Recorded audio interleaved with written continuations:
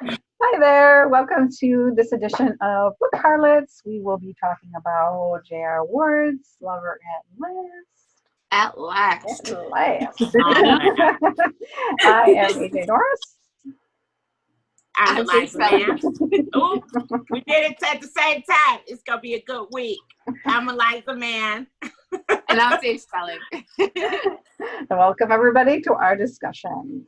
So, Quinn, son of no one, is used to being on his own, disavowed from his bloodline, shunned by, say the word, please. The aristocracy. I'm good He with has her. finally found an identity as one of the most brutal fighters in the war against the lessening society. But his life is not complete. Even as the prospect of having a family of his own seems to be within reach, he is empty on the inside, his heart given to another. Blay, after years of unrequited love, has moved on from his feelings for Quinn, and it's about time. The male has found the perfect match in a chosen female, and they are going to have a young, just as Quinn has always wanted for himself. It's hard to see the new couple together, but building your life around a pipe dream is just a heartbreak waiting to happen, and he's learned firsthand.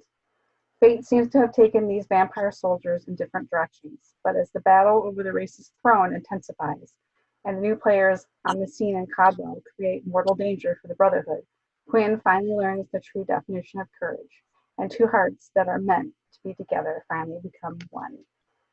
I Aww. have to say, I just have to say this. I think this is like a really sexy cover, but I don't picture him like this. I don't know why. It's weird. I I don't know. I picture him kind of scruffier sometimes. Yeah. Yeah. You know, like his hair might Fluffier, be like, darker, like yeah, more. like his skin is Because like a that cover little more. doesn't even have jewelry on him, does it? No. I No, say Right? I It wouldn't. doesn't. correct. But when It he doesn't have. started the book, when he started, right, he was juryless. And then at the end, oh my God, we're going to talk about it. But yeah, it makes sense. The lack of jury makes sense to me on the cover. Yeah, I guess Oh, yeah, so. at some point in the book, yes. That's true. Yeah. So let's get started. So I guess we're already talking about Quinn, so we might as well start there. So the treatment of Quinn so Blay. I'm starting off good. Quinn's We family all are want. just shitheads, aren't they? So, and that part was really hard to read because they just see him as a curse, and Oh it's my this God. whole thing. And so, but his safe harbor has always been his best friend, Blay. So, what do you think if Quinn didn't have Blay as a friend, how would his life have been? Would he have even survived into adulthood? I'll let you go first, Sage, since I cut you off. It's fine. Well, he says it right. So I feel like if Quinn didn't have Blay in his family, he might have really hurt himself. He might have even been a statistic and had committed suicide. You can see those were things that were part of his thought process when they flashed back. So yeah, without Blay being there, calling him when in those moments where he was contemplating what to doing something really bad. Right. Blay was almost like he sensed it, and he would always know, and he was always checking on him, always calling on him. He always knew, like, if something came up in the Glymera, he would know about it, and first thing he would do would call and check on Quinn. So Right. I think, and then his mom, Blay's mom's acceptance of Quinn was huge too, right? She says and when she was talking about him, she's like, he looked at me like waiting for me to reject him. He looked me dead in the face and was like, reject me. And she was like, I wasn't going to reject him, and that, so without them, yeah, he wouldn't be where he is right now. That's for sure. Right. I agree with that. But I don't know if he would have gone through with the suicide, but he was certainly contemplating it really, really hard. Like in a lot of instances, like, I know this wasn't necessarily this book, but he's like the one that called him about the signet ring when Lucas transitioned.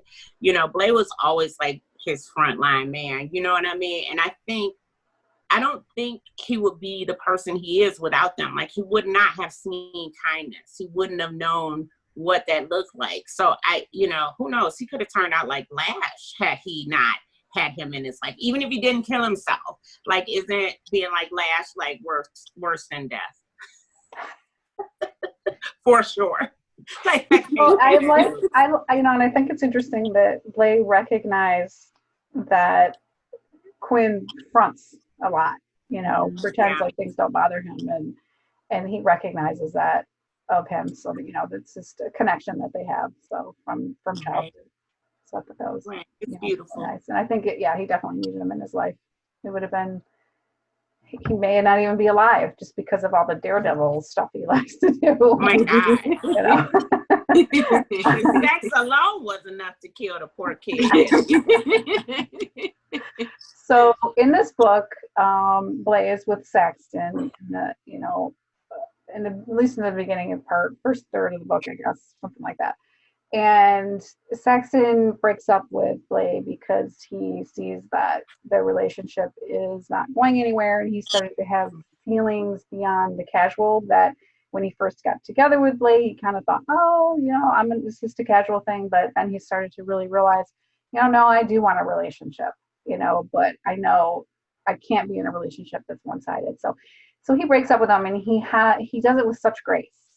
And what a male is worth. You guys have comment on that? Okay. Well, Saxton, I think I always like Saxton because he's so like savvy. And, we talked about before how he's always like, he's kind of quippy. He's so fast on his feet. I really appreciate it or appreciate things that he does for other people. And then my heart kind of broke for him, though, when he was like going through the whole thing, like when he knew it was over. That was like super painful. And he could have been an ass. He could have been a jerk. I really think he showed a lot of character by not, devolving into, allowing it to devolve into something ugly. So very cool on his part, even though my heart is still broken. I'm messed up behind it, like for real. Yeah, I have to say, when I first read this book, I really thought that Saxon, I don't know why I didn't really trust him for some reason. When I think he did the right things, he said the right things, but I felt like he was almost too perfect. So, but I don't know, but I do, adore him. So he is perfect. He is perfect. Yeah. He's suave. He's debonair. He's well dressed, very intelligent, well spoken. He's got all those like snappy comebacks. And then on top of all that, he has that heart where he could say, I love you enough to let you be happy and let you go without you having to let me go. And that, that was really sweet. It just shows such a sensitive side of him that I really, really liked. Yeah. So kind. Yeah. I think it'll be a long time before I get over Saxton's heartbreak. That's all I'm going to say about that right now. Very long time. So in this book, Quinn does this ridiculously brave thing, and he flies a plane, even though he has no fucking clue what he's doing. Oh my God. To save Zadis's life. And God, what? It could have gone really bad. And in that, he was sort of resolved to the fact that, he could die. And he was like, okay with it, It's like, better me than a brother, because Rage first was going to take the plane up. And it's just, the self-sacrifice that he makes is very endearing. Mm-hmm. Yeah, I agree. I think when he first saw the plane, I'm like, don't get in the plane. But the janky plane. Don't get in the plane. Don't do it. No. Right. But it was Zadis, and Clint. Everybody loves Zadis, right? He's been there for all of them, so he had to try. But the whole way, and when they were like coasting, I'm like, fuck, you're gonna die. Fuck, they're gonna die. Like, they're not gonna die because he's obviously the hero in the story. I was like, no, No, it was so daring, and I was like, Quinn, you are one badass. Shut your mouth. Like I really enjoyed that scene. It was really cool. I loved it. I loved it from Blaze's point of view too, right? Mm-hmm. So when like Blaze watching what's happening, he's like, "Oh shit, they're gonna stop." When they hit the thing in the backyard, I'm like, "Oh my god, you tore up the she shed." That she shed is toast, baby. It's the shell and shed. Right. Oh my god. No, it wasn't. But it would be funny if they did have that. Really. My shell and Get a shell and shed. I would love that. Now to be in a book, and we'll be able to say the book artist gave that idea. Yeah, but whatever. I can. It's not just a place to get away because it's such a. There's just so many people and so many eyes and so many. It's like living in a fishbowl almost there. So just to have, that space would be fun. Well, isn't that what the pit is though? The pit I feel like is a she shed. Yeah, but no, it's not because they can't get in there. There's 2 females that live there too. So yeah, I mean, at least it's clean now. It doesn't smell like stuff. 2 females in Butch's clothes. Yeah. Like you can't. Nobody can get the clothes. Clothes is a character by itself. Exactly. Definitely is. Oh my god. But back to that airplane. Yeah. Keep us on track. Keep us on track. Well, the only reason why is because a second ago I thought about the moment where when Quinn broke down with Z. That was, oh my gosh! And when he was like, "Give us a moment, like don't let anyone else see this," and how he protected him. I love that. It was, he saved my boo. So like he just stepped up. But Zayden is very sensitive to that stuff. He likes to give people their dignity. Like he's done that for John, and and so he's very empathetic, which is surprising at how where his character started to where it is now. So it's interesting. Was he always? So we're not gonna do this Zeta's thing, but was he always like empathetic? I feel like he was always empathetic, and they never gave him credit for it before. I don't know. I think for some people, like, I feel like he's always had that empathy. Go ahead, Sage. I know you're going to want to get in. Well, I was just saying, I do agree because from day one, well, he's my boo. So, like from day one, he was always showing that. Like, think about what he was doing with John in the beginning. Even before. Oh yeah, that's true. Remember, even before, like he would take your bus rides and eat the apple so that Lash can't fuck with him. You know what I mean? Like. From day one, he was doing stuff like that. We just didn't see it because we would perceive him from everybody else's eyes. Yeah, right? I think you're right. Well, maybe not you. That's true. That makes sense. Maybe not Sage. Sage no, like that's my boo. So kind of go back to Saxton a little bit. Saxton almost like gets strangled at this point because Quinn is trying to be gallant, he thinks. Right. And Saxton comes back smiling like a male. But he didn't know that Saxton and Blay had broken up. So it kind of also leads me into a different question too, because we can talk about that. But it also leads me into the question about why Blay at that moment didn't say to Quinn, look, we broke up. He had an opportunity there. I feel like he dragged out not telling him they broke up. It sort of like was kind of sticking it into, I understand and maybe deserved it at some point, but that plot point kind of went on very, very long, and I thought almost to the point of being cruel. So, let him off the damn hook already, I thought, let Quinn off the hook. I don't know. I don't know. What are your thoughts on that? You go first, Kate. So I think, so you mentioned that first scene, right? And, right after he was cheating on you, and then he confesses what he feels, and then he was like, use me to get back to him. So Blay's like, maybe that's the only way I'm gonna get him to sleep with me. But he could have said it downstairs in the foyer to get him off of him, you know. Right, but I don't think he wanted to make that kind of announcement in front of everyone either. I could buy that. Right? Yeah. So when they were alone, he kind of was like, hey, you know, he might have said it. You don't know. I don't know. He might have said it. But I feel like if he was planning on it, Quinn's response with like, hey, use me was kind of like his motivation, and maybe not, because he's been trying to get that boy in bed forever. So I think at first I understand, like, he, like, Blade didn't want to make more of a spectacle of the situation. And so I think at first, like, he was like, he kind of wanted to like stick it to Quinn, like, you know, I'm not going to let you trample on my heart anymore. So, but it went on for like almost the entire book. And I just thought that was just too much for too long.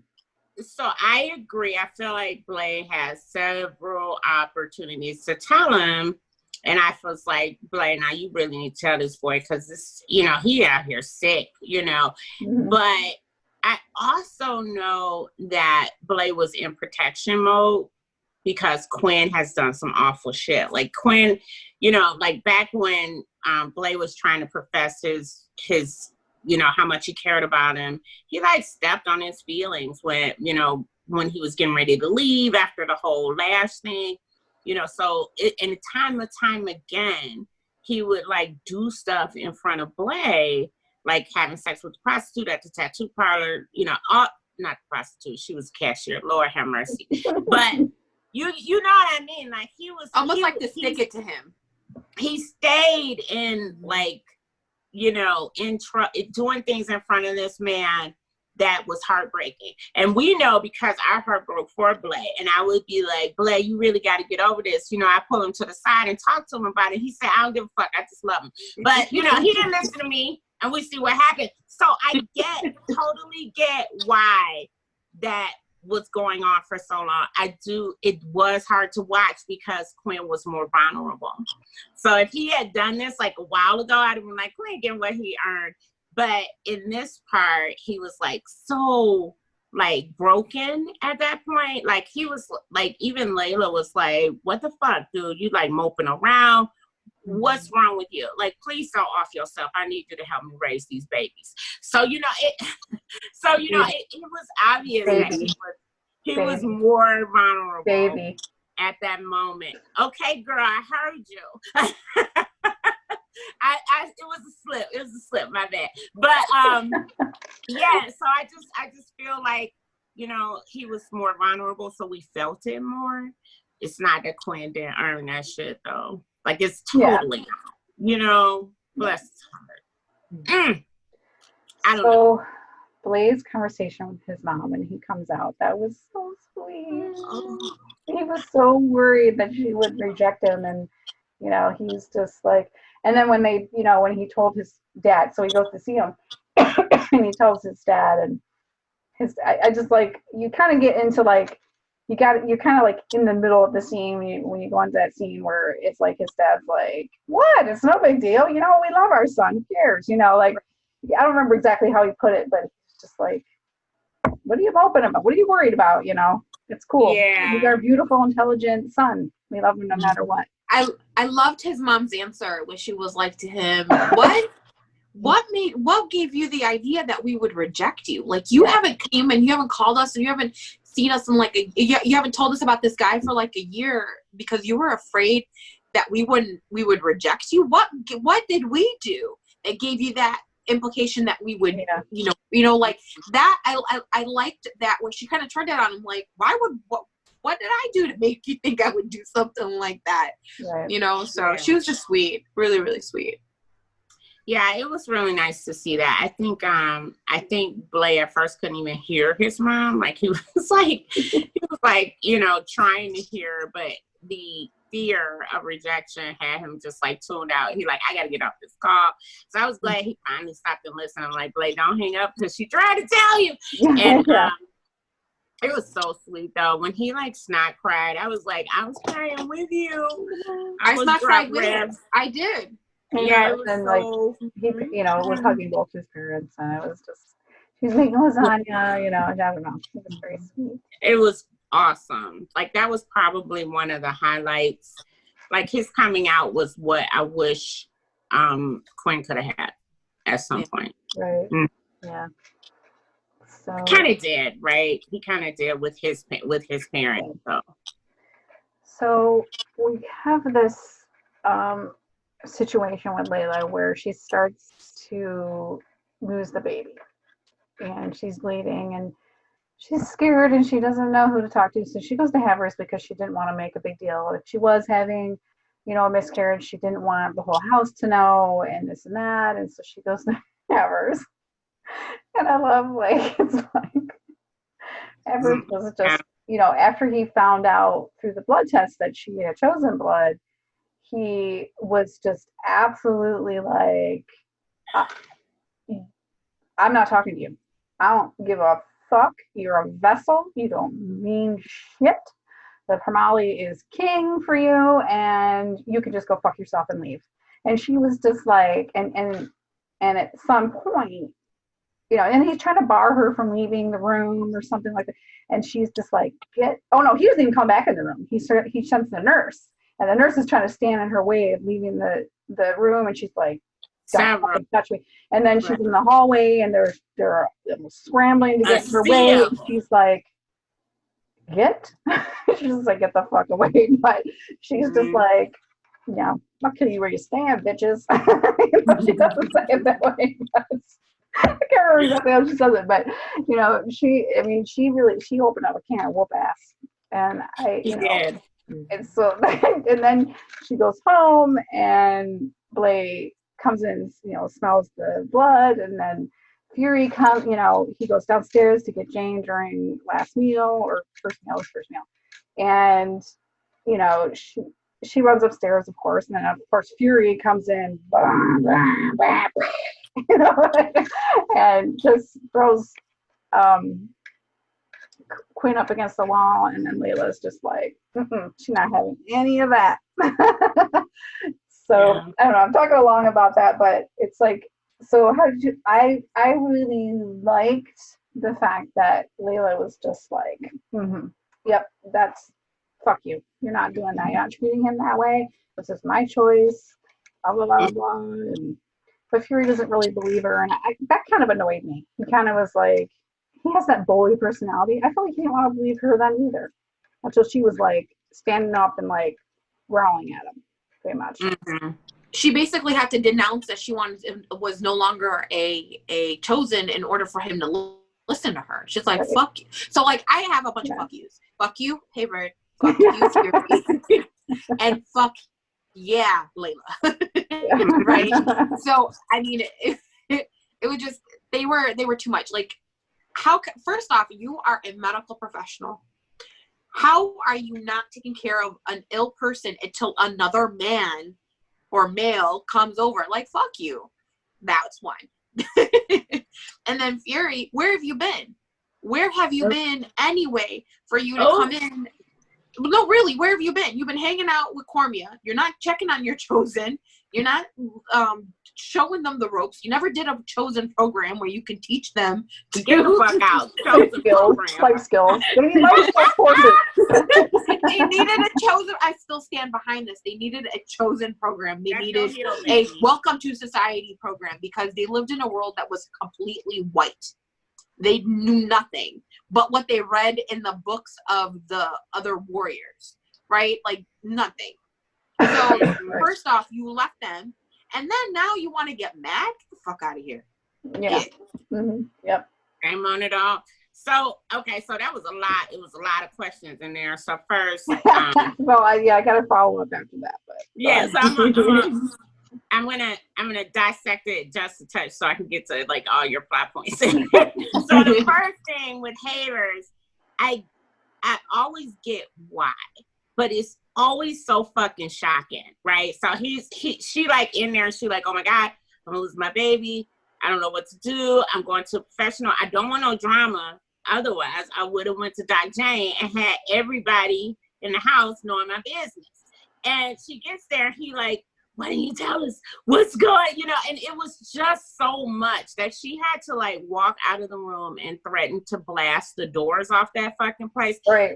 Fucking kudos, bitch. I was like, Layla, blast the fucking doors off, girl. I wanted her to do that. I wanted her to do it. First, that was the first time I heard that Chosens had the ability to blast fucking doors off. Like, that was a new one for, like, you know, the entire story plot. We didn't know that the Chosen were badass, too. They never mentioned that. That was amazing. Right. So I wanted her to blow the fucking doors off. I was so proud of her. I was like, girl, don't let them fucking push you around. Okay, then Fury comes. Grandpa, this your guilt talking. You're angry because you let one of the Chosen get pregnant under your watch. Because I'm just gonna tell you the truth, Fury. I'm talking dead to you. You let Quinn and Blay and John help Layla more than you did. So now you want to come in like Johnny come lately, Fury come fucking lately, and be like, oh, you shouldn't have gotten pregnant, and let me lecture you meanwhile all the fucking way back to the clinic. I'm like, dude, this is so fucking late. It's too late. The girl is pregnant. You let them get into this situation, and they are children. And then finally, I'm gonna get off my box. Fury, motherfucker, you act like you were never like an impulsive ass kid. You shot your fucking leg off, dude, not to save your brother. I get it, but he shot his leg off. Like, sir, and he ain't the only one that was like super like impulsive. Rage was fucking everybody. He killed them damn birds. That's how he ended up being a dragon. Like, Wrath was like, fuck the kingdom. I don't give a fuck. I mean, like, so we're gonna act like everybody made all the right choices. No, Quinn and Layla definitely shouldn't have gotten pregnant just so they could have something to hold on to. But I also believe that you had an opportunity to be a good influence on both of them. And Fury, you backed out because that was the first piece of ass you got. And you've been laid up with Cormia every motherfucker since. And I know it's good, sir, but you're gonna have to come out and check on them damn Chosen. They running around there buck wild. They don't know what's going on. Okay, I'm sorry. That's it. That's all I got. I know that was a lot. No, but you're not even wrong. If you think about it. But I mean, think about it. He neglected Cormia when he brought her over from the, what do you call it? He's just famous not good for at that. this shit. Yeah, he's the worst Tamale ever. Right. He's a shit ass Tamale. He know it though. That's why he acting like that right now. Like, he know he was like, goddamn, I don't let this girl get pregnant. Okay, so I gotta blame somebody else. And then I'm gonna pull out my shotgun and you gonna mate her? I was like, wait a minute, they didn't even ask for that. Like, what the fuck are you doing? I told y'all he's a grandpa. I told y'all a long time ago. That man is like Jed Clampett. He got a goddamn shotgun. I'm done. I swear I'm done. He's on the roof. Right? Wait, what intimidation you do to my daughter? Okay, I'm done. What intimidation?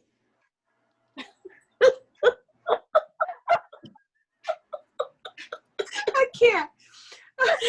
What? I'm lying? Did I lie? You know, No. I'm lying on Fury. I've never lied on him. I love Fury, but he be fucking up. So Quinn and Fury and Layla go back to the clinic, and Fury's called ahead, and he said, hey, you know, I'm bringing the Chosen in and this and that and whatever. So when they get there, Layla has such a funny reaction.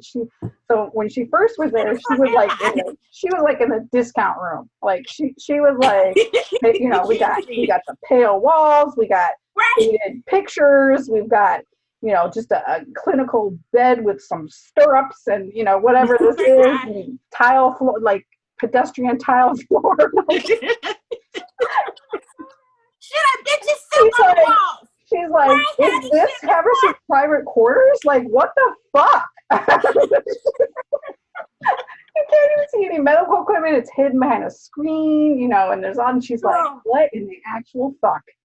She thought she was like in Haven's house. She thought she was like in his house. Crazy. Like, oh my God. I love her reaction. It was so funny. She was like, it's like pink pink silks on the wall, and, you know, the luxurious duvet and shit. I kind of feel like Layla was like, I didn't know they had duvets. I didn't know shit about a duvet. He ain't been nowhere but Quinn's room and a cabin up north. Like, she's like, what the fuck is this shit? Oh, poor Layla. I'm sorry, I'm on one tonight. I'm on it. Totally crying. Stop. It's true. Okay. I'm telling you. Oh God. Okay. So, Lucas's brother unfortunately comes back from the dead, or Lucas's brother, Quinn's brother, Lucas, comes back from the dead in the story, and he was tortured and maimed, you know, and just horrendous things, stuck in a barrel of lesser blood and left to just basically rot. And he's still alive by who knows why, but of course, immediately as soon as he's out of the barrel, he goes into shock. So we see that, you know, what's his name? B kind of a little defibrillator action on him, you know. But the whole issue. I'm sorry. Okay, go girl. I'm gonna stop. I'm done misbehaving. And so, but prior to this, you know, his brother had been involved in the honor guard and, you know, treating them like his parents treated Quinn and all this stuff. But do you think, and so Quinn basically forgives him for everything that happened in the past. Do you think he forgave him too early, too soon? Do you think that they should have talked more?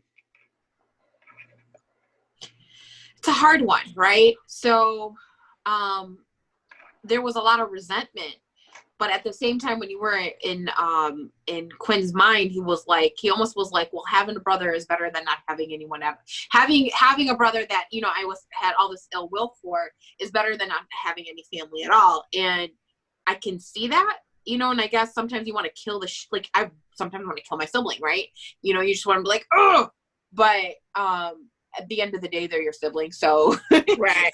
You will die for them. You know what I mean? So like, yeah, I get it, you know, but yeah, Quinn, it just shows what an upstanding guy Quinn is, because he was, you know, at the time where his brother, you know, basically beat him with the what do they call them? The guard, the honor guard. Yeah.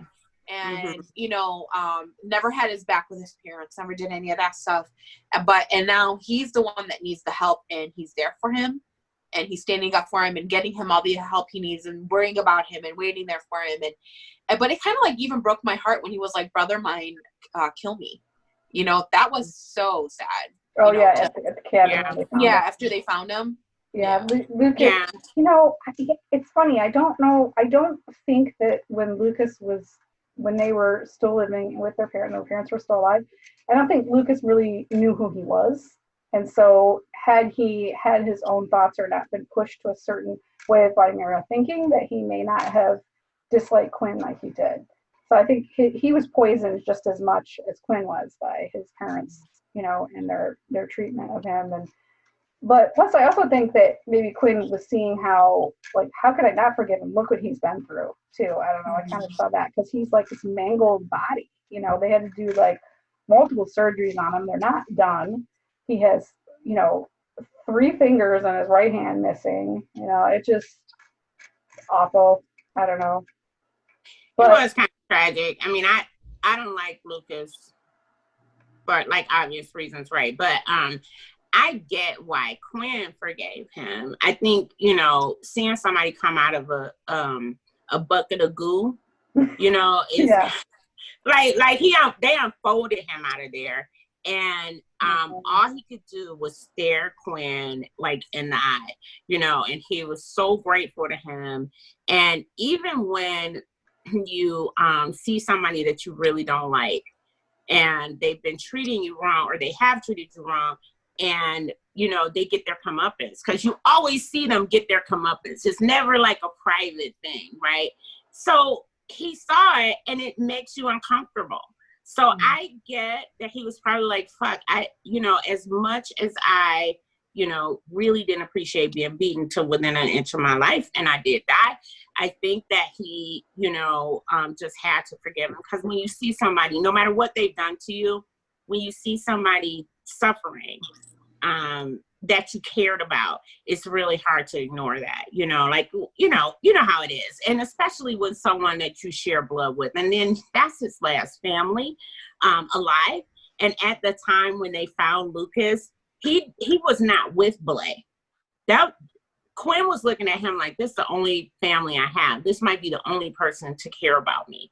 Because, I think that's a very real thing that was happening with him at that moment. So I think that's why he forgave him so quickly.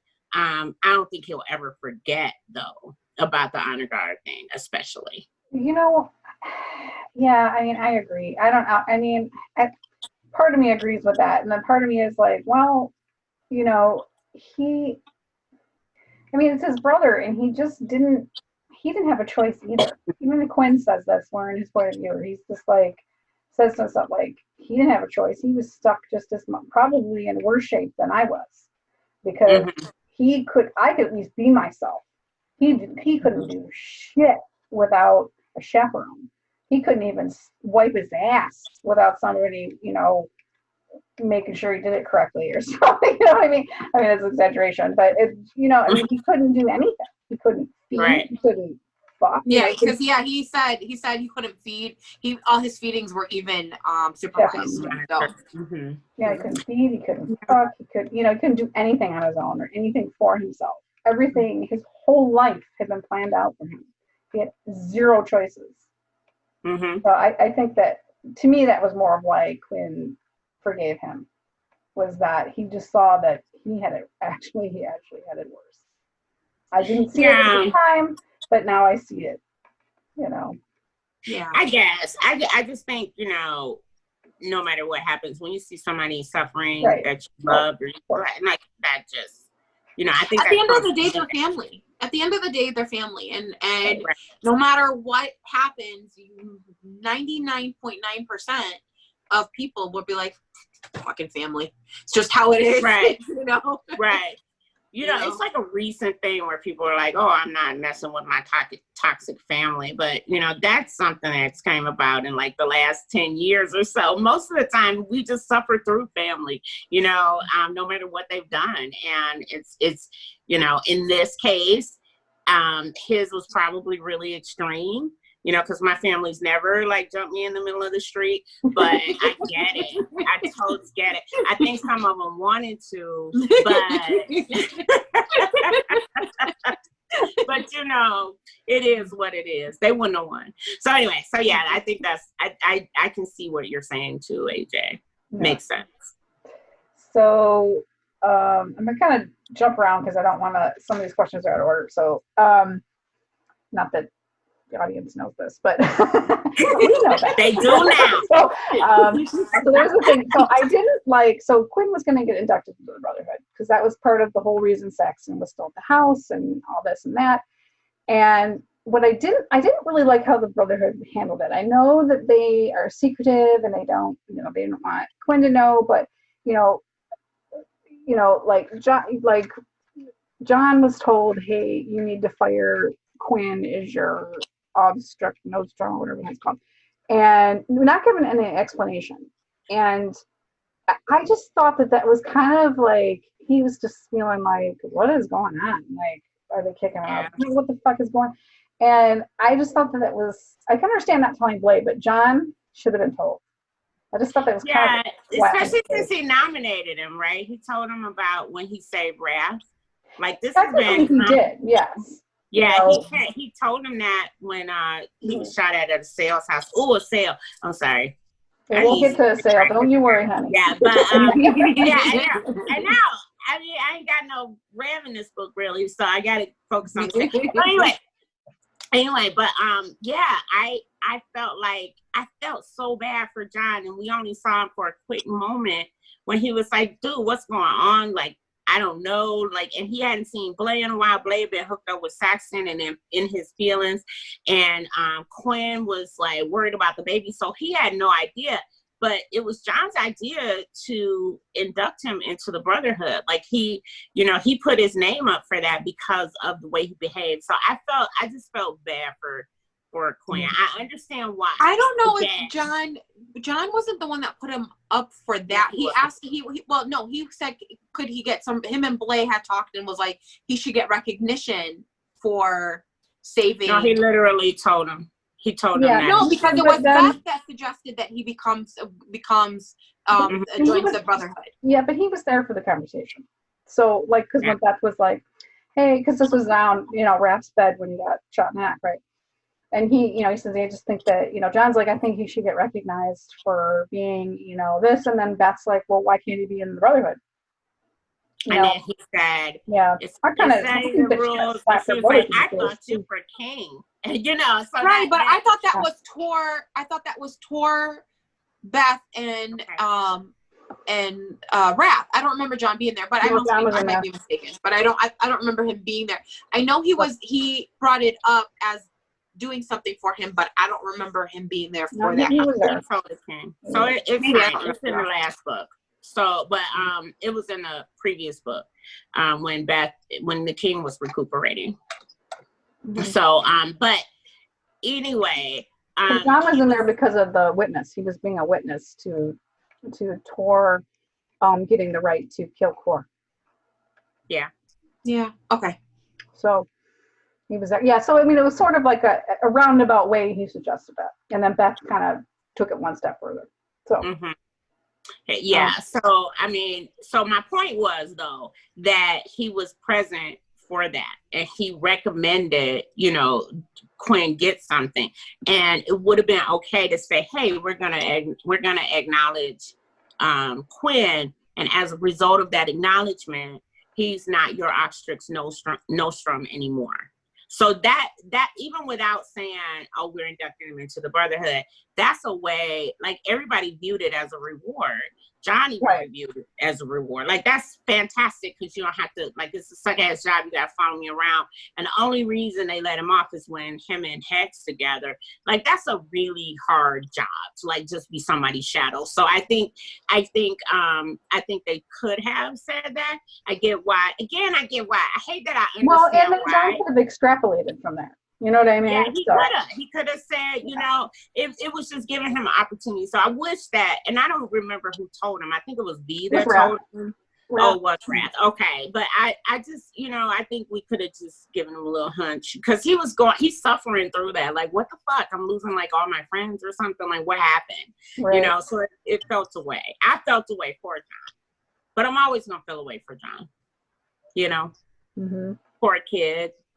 So do you think that that Blaze should have told Quinn earlier? Okay, we kind of touched on this earlier about, I guess we don't really have to rehash it because it was sort of like, should Quinn have, should have, oh my God, I was being, come on, girl. It's all right, it's late. We're going to get through this. We got it. We're here for you. What? Should he have told, I just feel like Quinn should have known earlier or figured it out earlier that about the breakup that broke up with Saxon. So we kind of talked about that already. So, but I don't know if that talking about more, he'd have a different opinion about it. But I just feel like I don't know. But we don't have to rehash that. I forgot we were talking about that. So okay, but now we got to go to the proposal. So because it's so sweet. Quinn has this whole ruse planned and to get Blay into a tuxedo, and it was very sweet. Oh, so good. And I love that he was so uncomfortable with putting that tux on, and them like that's probably some of my favorite parts of the book anyway, when they all get together and just like tease the shit out of each other, because it started as soon as who was it, Rage, that came in and like, get out of there, like it's been out for a long time, and I really love that camaraderie that they have with one another, even after people have been jerks, people have been like really ridiculous, they always have each other's back. So that was such a sweet scene. I think my favorite part was probably the parents, because when Blaze's mom, she just the most adorable creature alive. Cute. Yep. She like, she said, I have 2 sons. And I was like, that is gonna make me snot cry. Thank you. But yeah, I just cried. I adored that scene. I loved when you were talking about they came into the room and they were all coming in. They're like, "Hey, I got that tuxedo. That's Tom Ford, right?" And then they were like, "Bill Ford. Is it Bill Ford?" Right. One of the Fords. And Quinn didn't even remember. He was downstairs like, "It's a Ford." Like some car company. Right. Car company suit. Oh my God. Hilarious. Yeah, and I also like the way that Lyric, went over to Layla and was just very welcoming with her as well, and including her and everything, and at the ceremony, or not ceremony, but at the proposal and stuff. So, the proposal is so good. It was worth it. I so enjoyed that. Like Lyric is like my favorite name. I love that name. So it is a beautiful name. Yeah. So, okay, so let's moving on. Talk a little bit about Core and Layla and we not. Not? How could we not talk about Core? Oh, so I'm trying to. What's the matter? What's going on? The spreadsheet was all like not wanting me to. I hate that thing. Issues. So, what was going on with Core? So, what do you think his feelings and his motivation were coming from? At the beginning, he's just wholeheartedly, we need to, take over the kingdom with force, and we need to bloodshed, and we need to do all this shit. And then, at the end, he's kind of just accepting of like, yeah, that's a route we can go. We can go with his, his Sean history. That's fine. Maybe not. I really think it was Layla, and he got a whiff of chosen. I'm not gonna say that, but he got it. He is really taken with Layla and her lovely personality. So that's all he likes. Just her personality. The P word, I switched it. Playboy. But yeah, I think it really. I think it really is like, if I like storm the castle and act a whole ass fool, I already ain't worthy of this girl. I should probably try to be a gentle male. And I really think that's like his strongest motivation right now. And I know that there should be other things happening, like he should be saying, but no, I think he is just like, that girl is the one for me.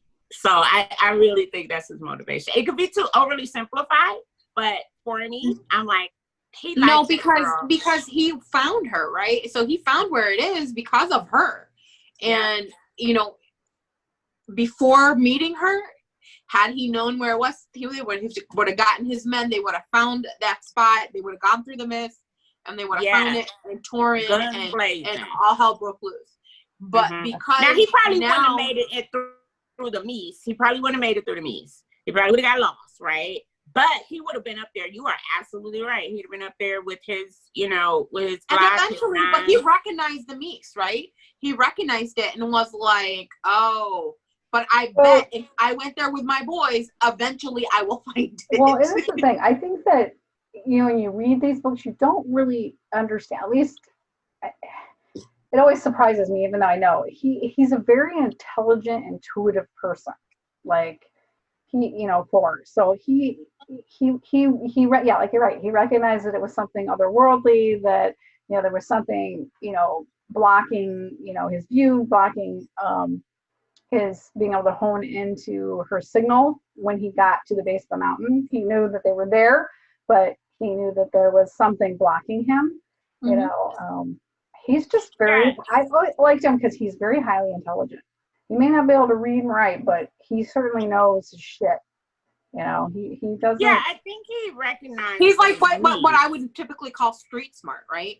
So like he knows, he might not be book smart, but he's like strategic. He knows, right. He knows battlefields. He knows that kind of thing. But but I agree with Eliza in the fact that he didn't do any of this because of Layla. He was afraid that if he were to do that, they would either harm her because they were exposed because of her, you know, because that's probably like, that's the I think that was the biggest thing too, where he kept saying they have her. So I'm afraid if if they find out that I've seen her, I sensed her, or I sensed where they are, she would be the one to get in trouble. It was like threefold, because she was like, so he saw them take her into the facility and he knew that she was with a child. He knew that she was hurt or was miscarrying because he recognized the smell from his past.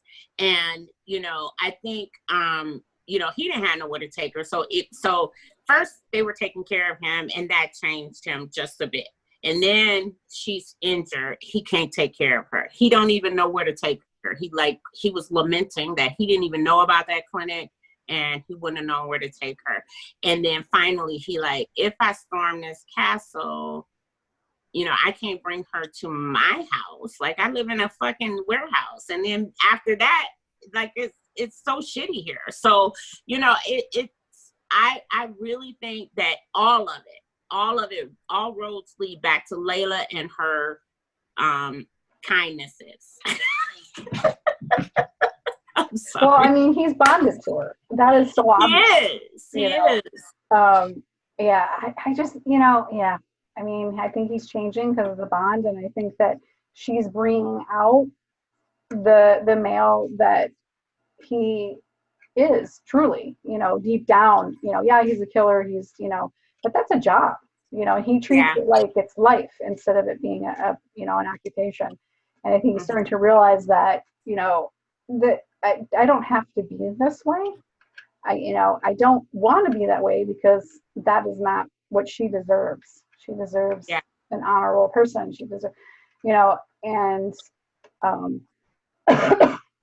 so when Layla and Core meet in the car, that scene was so sad. Oh my God. Because it's just both stuff. And before I get into his reaction or whatever, but it's we get a sense, truly a real sense of what Core looks like through Layla's eyes.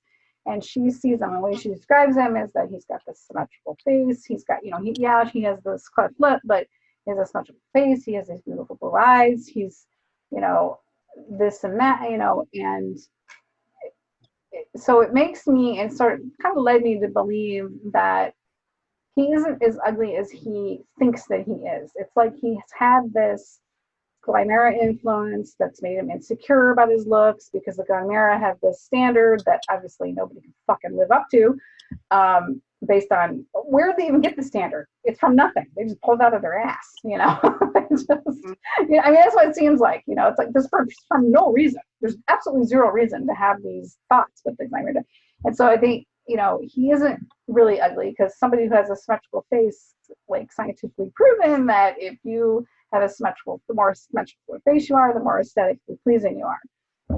And so I don't think he's ugly. I think that he carried himself in a way that made his aura or whatever, his energy, kind of pass to people, and they thought of him as ugly because that's how he saw himself. So, and then Layla, he's different with Layla, so he shows this different side of himself and projects, this confident, caring male, and it changes.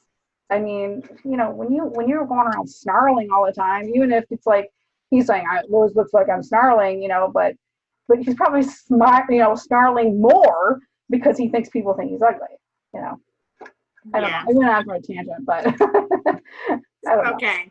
I know you like him. I know, I do.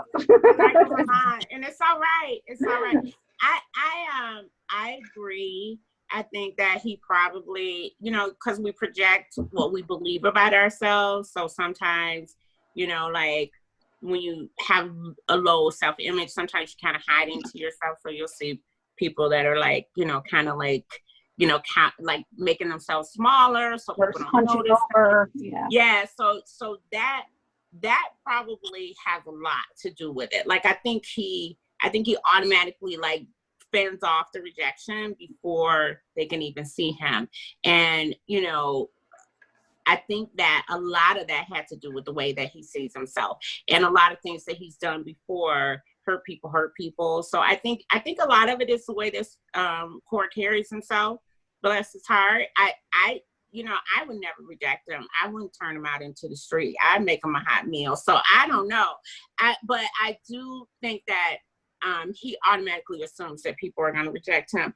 And, you know, Layla didn't see him that way. Like, for the first time, he saw himself as a valuable person in her eyes. And I just absolutely love that scene. And I know we're not there yet, but when he like laid those guns and those daggers and like totally opened up to her and then slowly turned around, it was like, in my head, I was like, I'm just a boy standing in front of a girl asking her to say, I was like, oh my God, you know. So anyway, okay, I'm sorry, go ahead, Sage. I love it. I think I agree. And I think, you know, I totally agree with the both of you. He sees himself in this way, but it's because, I mean, it goes back to like when the bloodletter took him, because his own mother rejected him because he was ugly. And I mean, that rejection and that feeling of being ugly, and it goes back all the way there. So, right. you know, and I think that's where it started for him. And you're right. She sees him differently. And, you know, we've debated back and forth about women bonding, or females bonding. But if they were to bond, she instantly bonded when she saw him, right? Just as instantly he bonded when he was feeding from her. So I think that moment it was like a breaking thing for him, and it let her see him in a different light and let him be a different person for her, you know? So I liked it. Yeah, I don't think she was all in for him, though. I think because when Quinn and John told her who he was it Blair and John or Quinn and John? I think it was Quinn and John. Yeah, when they told her what he'd done, she was like, oh, I don't want to be with him. I'd never be with him, and I'll never betray the brotherhood. Like, I think she was thoroughly like trying to make herself believe that. And I don't think, like, seeing Layla as ferocious as she was about her babe, I don't think if she was feeling the same way as when she saw him in that car, she would have been like, I don't give a fuck what you think. I denounced the chosen. I don't give a shit. That's my man. And I think maybe she did, but she obviously did not know, you know, at that point in time. So I think she was really on the brink of discovery there. I think that was their first time seeing each other for who they truly were. You know, her pregnant by another man, him, you know, this outcast from the race now because of the king. And, you know, obviously there's a warrant for him. Like, I feel like they came there with all of their cards laid out on the table, and they saw each other and they were like, I'm gonna risk it. I felt like in that moment they was like, I'll risk it all for you. And that shit is romance. I was like, that is the shit. I just love that scene. Oh my God. You know, it's like he was trying to say to her, you know, I don't think you realize, you know, how I really feel about you. He didn't say it like that, but he's just like, you know, that I want to be with you. And he didn't say it quite like that, but he said it in a pretty eloquent way. And then she's like, oh no, I think we're on the same page. I thought that was sweet. My man. That was the best. I think we agree that was probably, so next to the proposal, that was like one of the best scenes in the book, and it wasn't even a main. Like, I don't think we're supposed to feel like that, but I totally got into that. I liked the scene where, you know, Core had been cut, and he's in the bathroom with those terrible lace sconces, and he, like, you know, he gets rid of them, and he just, his whole, you see him as like a person as opposed to this grizzled warrior who's just nasty, and how he showers, he cleans himself, he takes good care of himself. You know, you don't see him as this like like dirty, smelly. You kind of think. Well, because that's the dirty and viewpoint smelly. you get, right, in the beginning, because they're gross. They live in this like warehouse. They sleep on the ground. They had like blankets that didn't even cover their ankles. Like where do you bathe? Where do you bathe? So all these things. So you get this mental picture. So it's really nice to see them settled in now in this house that has a bathroom and a bed and like bedrooms. I never saw Zephyr as dirty or nasty or nothing. I didn't care nothing about his. I know. I didn't care if he was dirty or nasty anyway. I don't even care. You want to get nasty, so it's fine. It's fine. I want a sail and a Zephyr sandwich. That's what I want. Oh my God. That's so nasty. That's so nasty. I love it. Oh my God. No, I don't know. Something about that. I don't know what it is. He's just like, he's kind of funny. And he's almost became, like, he's almost more, it's almost like he's more of a friend to Core than Throw. Yeah. I think Throw got that residual hatred of Core. I think he's working on it, but I think he's like that. I think he really changed. At the end there, like I think at when Throw gave him over to the Brotherhood and left him in that alley bleeding, I don't think he'll ever be the same. I could be wrong, but he'll never be the same. Like he's broken. No, and that was when he found out he had his sister's body this whole time. Like this the whole ashes, time. the ashes, yeah. You had her I ashes. think he's been like. To me, doesn't he seem like he's like a caged animal? Like he'll be walking around, he's like skulking almost. Like he's like not as open as he was. He used to like openly volunteer his opinion, and you're not seeing that, right? We're not seeing that. Like he's like, whatever, okay. Like he's broken. Oh, poor Throw. He was a man of worth for a moment. For just a split second. Gone in 60 seconds, the movie. Anyway, I'm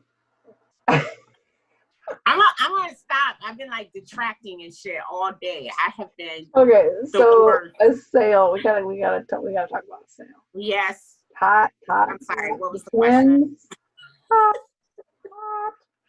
So I don't know. For some reason, I'm gonna go off on a tangent here, but go ahead, girl. So when we, a sale gets accused or thrown under the bus by one of the council members, Elan, and Rev tells them, hey, take care of this. Do what you will. I thought that he went there and he was. That made you really happy, right? When they were on the phone there, Eliza. They were like, we're together. I know. Look at that. We'll introduce them later. I'll stop popping them up. Okay. So he's like, and he just, I don't know, for some reason that was like sexy. Him like standing, he's like, I'm taking care of business. Well, maybe a cokehead, but I'm taking care of business. And I like the kind of interaction he has with Core too, because Elan had been on the phone with Core at the time he killed them. Cell killed them, and I just like how at first Core was like, that man's got to die. He's got to die, and then they have this conversation. He's like, I like that guy. He's like laughing too, so you get to see this like humor in Core that we haven't seen yet, really, right? Because we haven't really seen him like being funny, and he's like laughing like this guy's hilarious. Yeah. So I just thought that was funny. And so this is and we see Sola. Sola is a badass chick. We love Sola. Badass. Really Sola. Really Sola. Oh my God. I just want to say my name one time. Look. Oh, okay. I'm sorry. Go ahead. I did it again. Like, sounds like Dracula. It's just funny. I don't mind that. She kind of has an inkling that there's something off with him, but she's just, she's just as into him as he is into her, and you know, Mm-hmm. but he also, okay, so I have a bunch of questions because we were talking about how he gets into business with the four lesser. Mhm. And, you know, sort of like, is he asking for trouble? Is he going to wind up dying as a result of this? Is he helping society? Why, you know, shouldn't this be a problem for the Brotherhood? I don't know.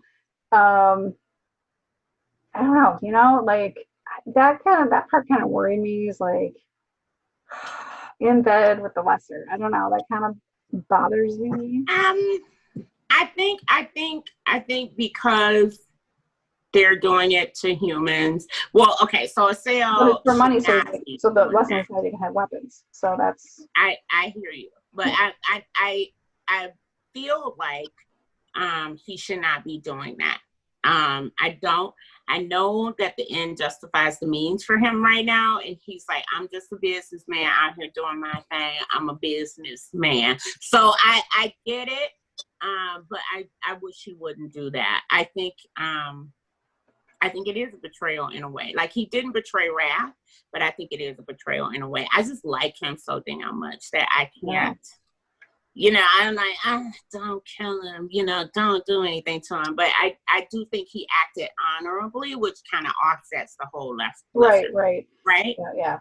Because because That's the what we're going to one, say. yeah, is really against the king. And so that was, I mean, that's not why he killed him. He killed him because, you know, of what he said, you know, about him. But in a roundabout way, it helps the king. And obviously that's why Rev talked to him about it, you know, but so. Yeah, I think Rev was definitely stand up for talking to him about it. Rev, Right.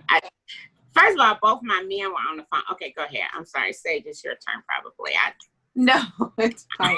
I mean, yeah, but what I liked about it was when he was like, listen, I was there, I heard it, I knew it was a lie. And he was like, how did you know it was a lie? It's like, don't worry about that. I just knew it was a lie. And, you know, like, yeah, it's money business, you know, like. Yeah, I know. Rev's sort of like, he smooths over it. Right. Yeah, no, he did what was necessary to keep his name clean. And I get it. Like, I don't have any problems with that. I do have a problem with him selling drugs with the lessers. I do. I feel like you can sell drugs to the humans because you don't care about the humans, and I get that. But for you to work with the lessers, you're putting money in their pocket, which then could attack your race. And if you're trying to stay neutral in this war, then, you know, huh? Yeah, I think a sale. Yeah. Mm-hmm. Yeah, I think Asel definitely should rethink his business partners, like, for sure. Because you know, it can't end good with the lessers. You know what I mean? Even if you know, they're afraid of him for now. Because I don't think Mr. C is like 100% afraid of him. But this can't end well. Like, either the brothers don't get you because you got the goddamn cult marked with the old language. You know what I mean? Like, he ballsy with his shit. Mm-hmm. So I really think he's gonna have to rethink that in the near future. Mm-hmm. Agreed. So, you know, there's also a scene where Sola goes to a sales house and kind of tells him, hey, I'm not going to track you anymore, so leave me the fuck alone. And when she leaves, she sees the bloody sword, a big ass knife, but yeah, he's really afraid of it.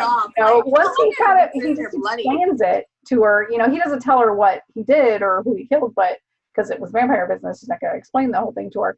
But she was just like, okay. she a bad girl though. Like I think it's fucking hard to shock her.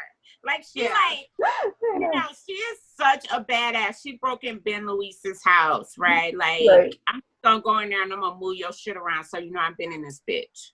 You know, like, that is so badass. She to me is like a female James Bond. Like, right. she's just badass like that. I get like that Catwoman feel, like, you know, Right, really, yeah. you know, like fuck James Bond, Catwoman. Like, she is like, I can do whatever I want. They very much make me feel like Batman's relationship with Catwoman, because you know, he's this dark and shady character, and you know, I always gotta like compare it to a movie, so I'm sorry. No, but it's true. Yeah, I never thought about but that is like a really good parallel. Yeah, but she's like Catwoman, and she's not a good girl. You know, I know what Bobo thinks. Do we love Bobo? I love her. She's like, somebody's here. Anyway, get married. Somebody's here. She's like, it's a TV. She's like, there ain't no goddamn TV. I'm coming down. I'm coming down. I'm coming down, Sola. She's like a but it's almost like she's doing that because she's afraid, like, if she does it, like, she doesn't want to startle somebody that might be downstairs working or something, you know? Or no, she probably didn't want to catch her granddaughter in a compromising position. You better not have no man in here that ain't Catholic. So she winds up, oh my God. Sola gets kidnapped in this, and Bobo winds up calling a sale. And so how did you guys feel about the cliffhanger? Because that's kind of the cliffhanger. You know, there's always a cliffhanger. So, you know, you always know there's a cliffhanger coming, because, you know, there's always another like hero and heroine waiting in the wings. But this one hit different. It was like, you know, he out there like looking around the house, and Vovo in the door like, Lord help my grandbaby. And she was like, I don't know what I would do without her. Like, that laid a lot on Acel's shoulder. And she like, you're like, how you know to call me? She like, I was in her room looking around. I just picked up, you know, and it was like, it just hit different than all the other cliffhangers. And I know I love Hex and Bella. Now, I wanted to ask you a question. Did she meet him? She didn't. No, it was another guy that came to the door. So Sola must have told her about him. Sola, she found it on a napkin, but I think she thought Acel was the guy that came before. Oh, maybe. She thought Acel. They never told us who ended up coming before.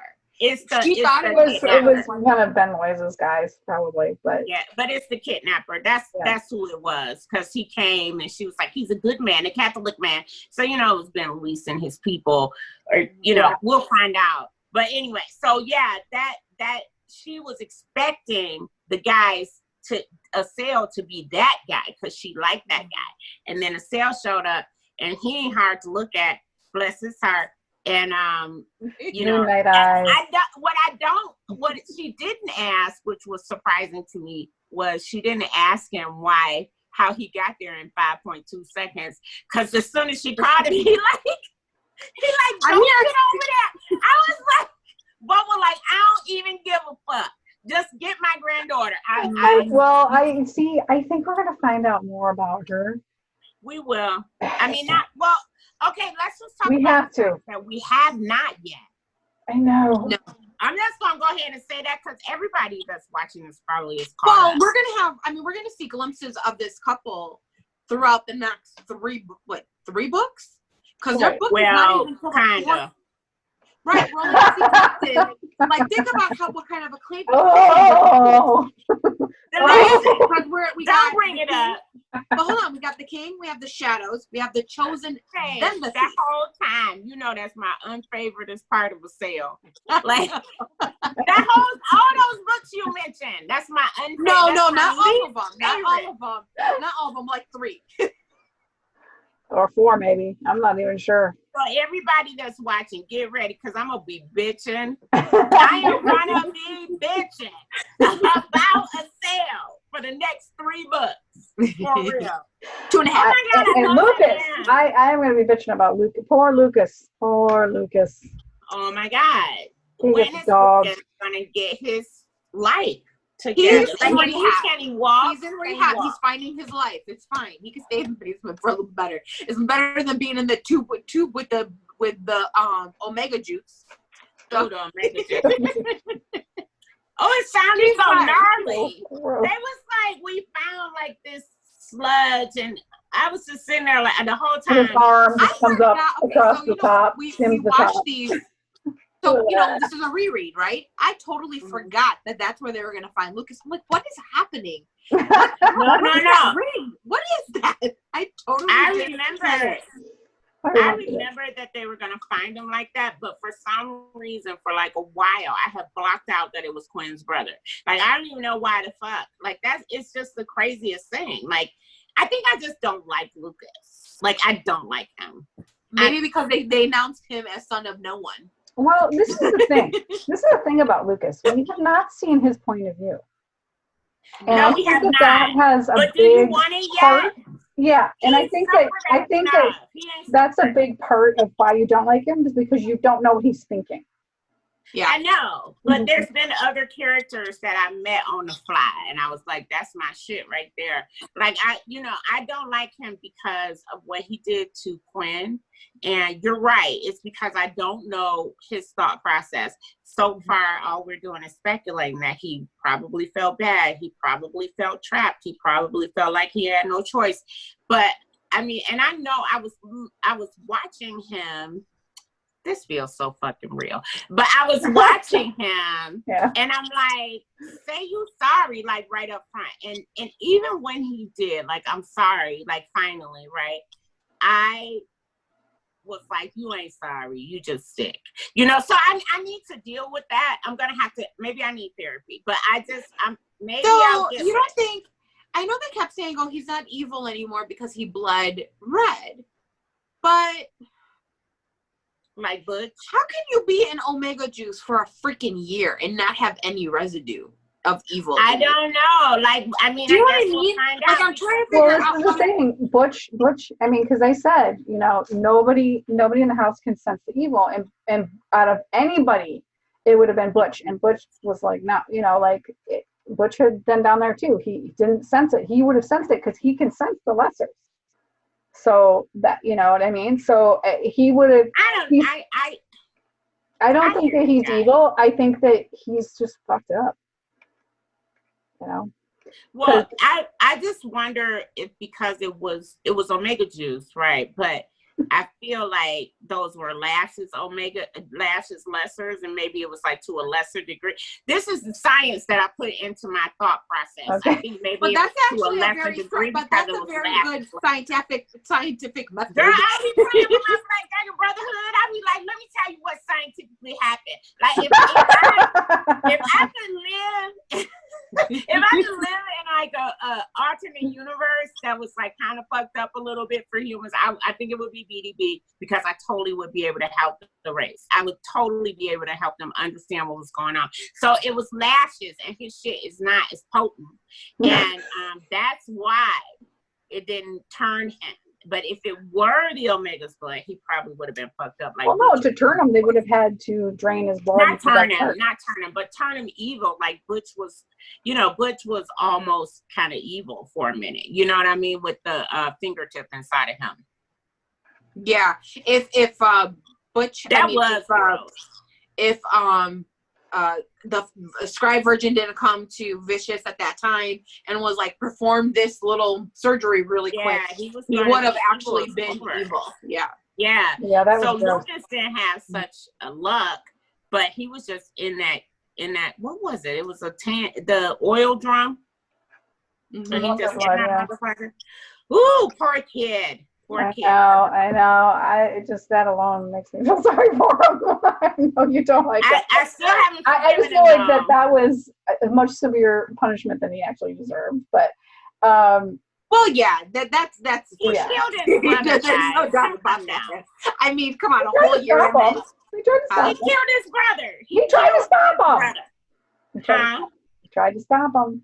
Tried to stop him. You shouldn't have been there. You shouldn't have been there. Well, I agree, but I think it was pressure from his parents. But so one last thing.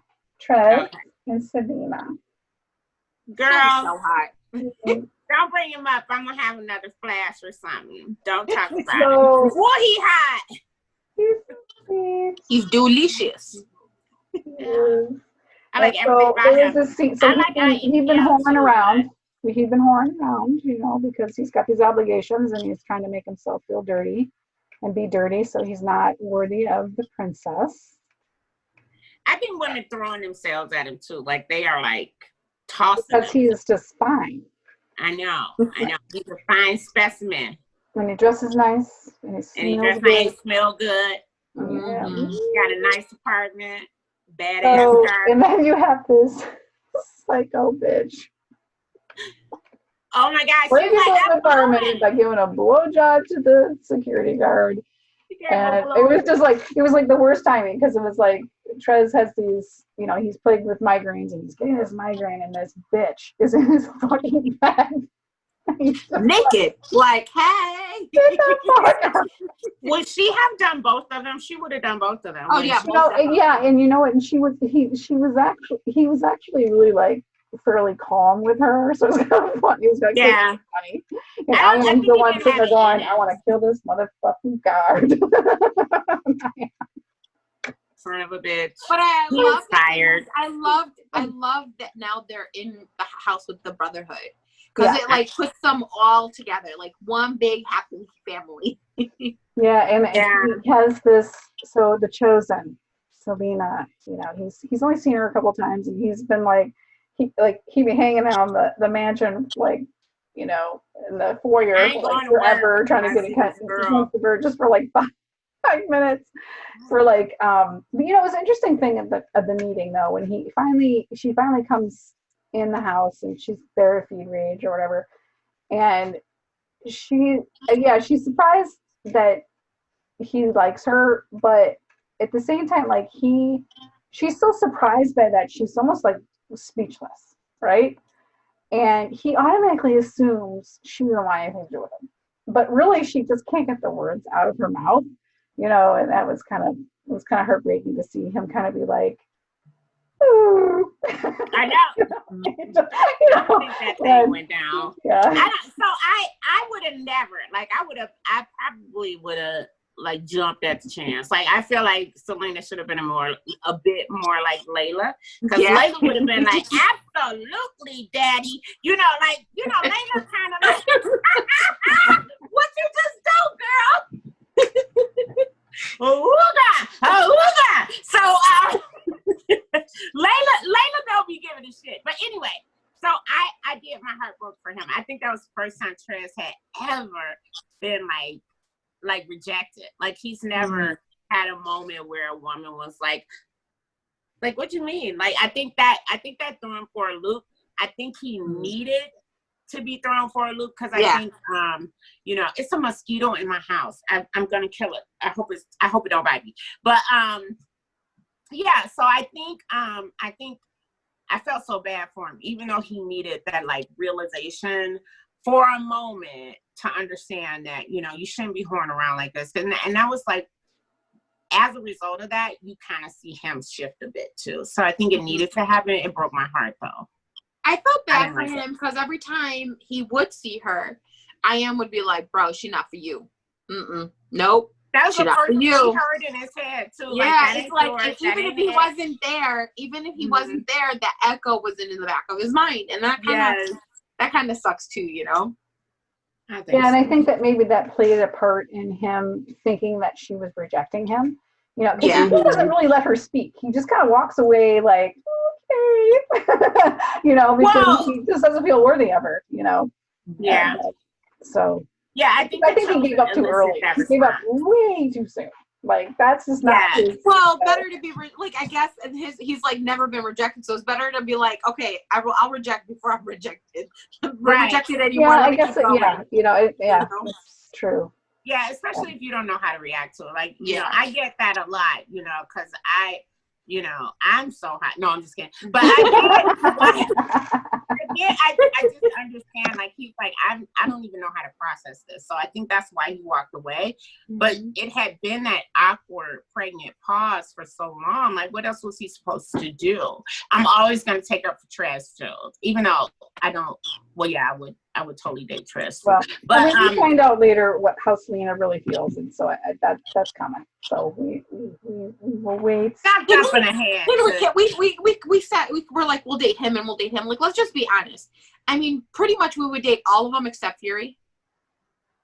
I don't think know. Fury, We I gotta never go. told you I wouldn't date. I Oh, don't no, like you Fury. on my nerves. It would be a bad relationship. He would have to put like cape over his Fury mouth. and Tor are probably the only two. I that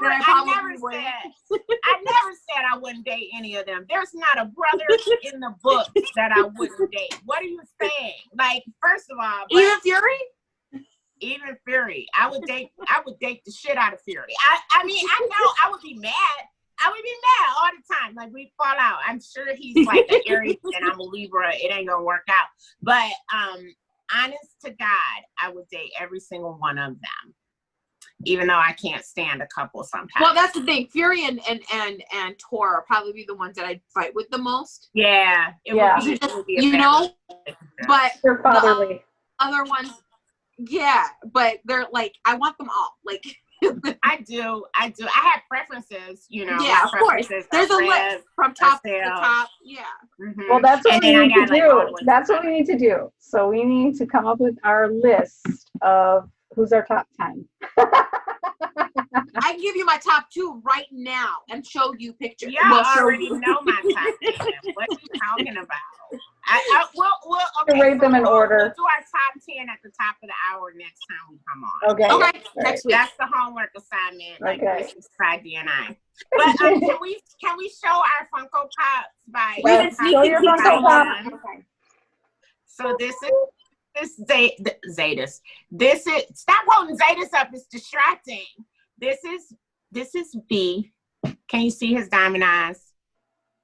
Like, I really want y'all to see that. Yes. Yeah. Okay, good.